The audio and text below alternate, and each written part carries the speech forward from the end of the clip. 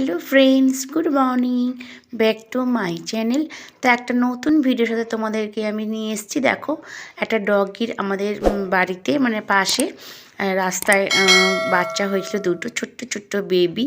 তো আমাদের এখানে ভীষণ বৃষ্টি হচ্ছিল, বৃষ্টি সন্ধ্যের দিকে দেখছি প্রচুর বৃষ্টি হচ্ছে, মানে ফোঁটাগুলো বড় বড় পড়ছে।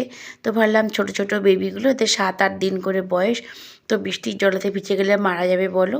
তো আমি নিয়ে চলে এলাম সিধে আমার ঘরে। তো দেখো ছোট্ট ছোট্ট এদের 7 দিন 8 দিন করে বয়স, আর ওটার মা।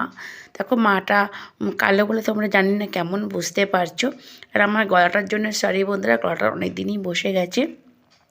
তো দেখো বেবিগুলোকে বুঝতেই পারছো।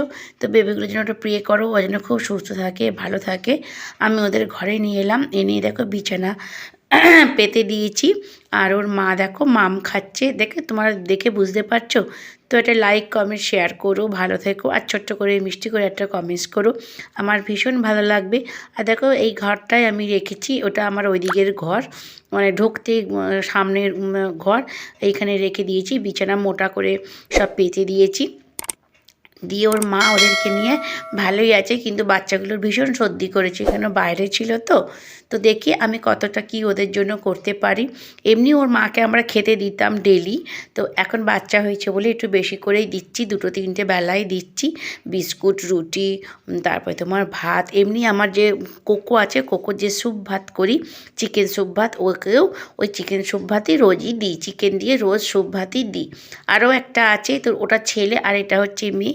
এই দুটোই প্রথম এবছর ওর বেবি হয়েছে। তো ঝড় বৃষ্টিতে আমি নিয়ে চলে এলাম আমার ঘরে। তো কাজটা ঠিক করেছি কি ভুল করেছি তোমরা কমেন্টস করে বলো।